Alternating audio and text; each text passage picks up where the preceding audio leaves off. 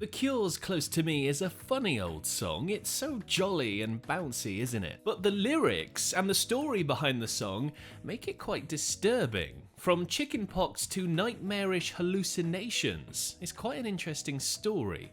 Welcome back to Music Mongoose. If you love delving into music history like I do, click subscribe and join the pack. Let's go back to the early 80s. The Cure were in their full Gothic era. In fact, their second, third, and fourth albums, 17 Seconds, Faith, and Pornography, pretty much cemented them at the forefront of an emerging goth rock genre. With other bands like Joy Division and Bauhaus following suit, post-punk bands who shifted into more gothic territory. So gothic rock emerged as a distinct genre, separate from post-punk. It was darker, moodier, minor chords, deep bass lines, reverb, dramatic, melancholic melodies. Wow, try saying that 3 times fast. Melancholic melodies, melancholic melodies, melancholic... And you'd also see references to Gothic literature and themes like sadness, nihilism, dark romance, tragedy, mortality, all with poetic lyricism. Gothic rock was all about the fascination of the darker side of humanity, romanticizing death and the supernatural. Despite The Cure's gothic success, the band basically imploded from exhaustion and internal conflict. The band's bassist, Simon Gallup, left the band after their 1982 tour because of a fight with Robert Smith that took place in a bar, and they wouldn't talk for 18 months after that. This all forced Smith to step back and take stock a bit. He decided to put The Cure on hold while he rejoined Susie and the Banshees. He became their full-time lead guitarist for around 2 years. Now, around this time, fans of The Cure were waiting and wondering what would come next from the band. And what did come next was very unexpected. The Cure, known for their deep goth rock tunes,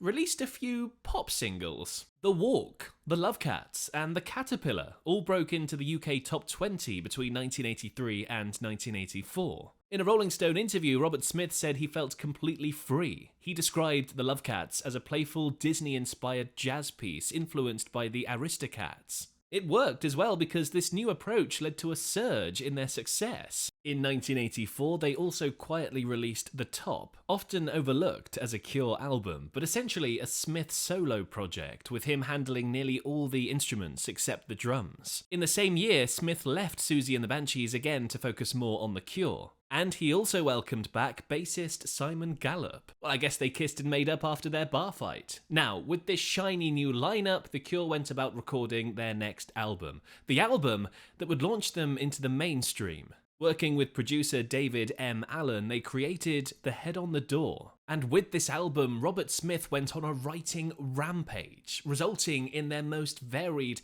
and compelling album yet. Tracks like The Baby Screams, the Eastern-inspired Kyoto song, and the moody Sinking echoed the gothic beauty of their earlier work. And these were balanced with songs like the quirky 6 Different Ways, the bold, expansive tracks like Push or A Night Like This, and the poppier numbers like Close to Me. Now, as I mentioned, despite the bouncy, poppy sound of Close to Me, the story behind it is actually quite harrowing, and it all starts with Robert Smith's childhood. He once told Q magazine the words were actually about this sense of impending doom that I used to get. I had chickenpox when I was really young and it started there. I used to get these horrible nightmarish visions of this head that used to hover in a chink of light that used to come when the bedroom lights were turned off and the door was just ajar. I always used to see this horrible grinning man who'd appear at the top of the bedroom door and laugh. It was like at both ends of a telescope at the same time, really near, but when I tried to push it off,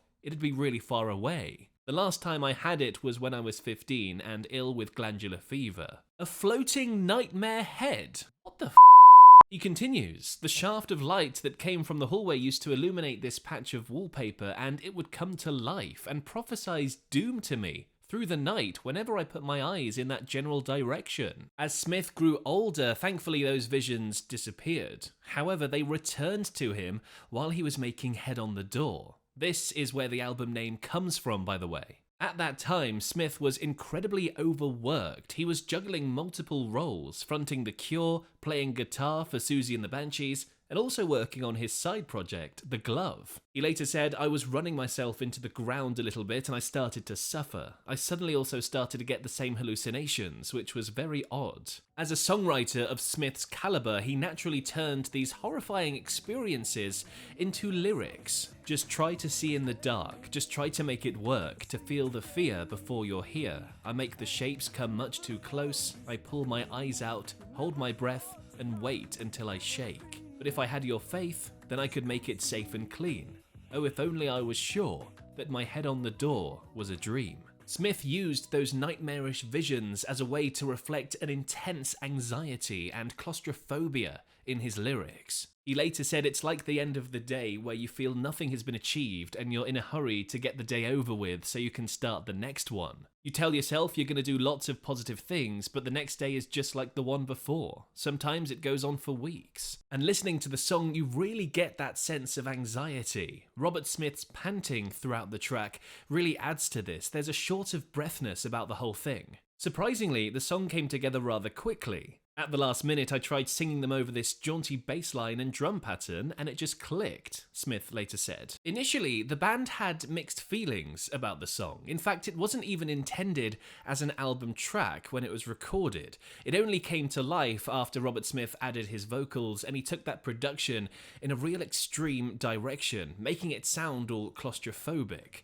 Only then was it considered as a good song, fit for the album.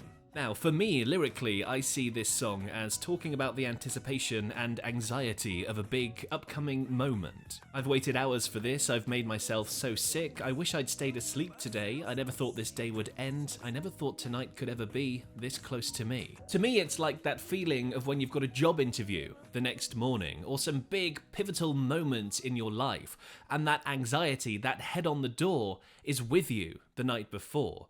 Of course, as well, it could also be viewed in a more sexual context. Is this the anxiety coming from the sexual tension of a new partner, for example? As with any good lyrics, it's totally subjective. Could it even be Smith's anxiety or anticipation of finishing this album and starting a new chapter of The Cure that's reflected in these lyrics? There was a lot of pressure on Smith at the time, working himself into the ground, hoping this finished album would pay off. And this idea of pressure, anxiety, and claustrophobia is perfectly depicted in the song's music video as well. Written and directed by The Cure's frequent collaborator Tim Pope, it features the band crammed inside a wardrobe perched on the edge of Beachy Head's cliffs. Eventually, the wardrobe topples off the cliff into the sea. As it fills with water like a sinking ship, the band continues playing their makeshift instruments. The video concludes with a wardrobe full of water, with the band still inside. There's that sense of impending doom Smith was talking about in his lyrics, the wardrobe toppling over the cliff. Smith later said, "It was the most uncomfortable 12 hours that I've ever spent." Tim Pope ended up dropping the wardrobe with us still in it into a huge tank filled with 1,000 gallons of water. Watching it, you'd think it was fun, but all I could think about was dying a slow, painful death. In 1990, the song was remixed and re-released, and the music video got a part 2, featuring the band coming out of the wardrobe, now underwater, and being attacked by sea creatures. Nice touch. Speaking of sea creatures, and I promise this segue makes sense if you watch the next video, Where Is My Mind by the Pixies also has a fascinating story behind it. Click over there to watch it next.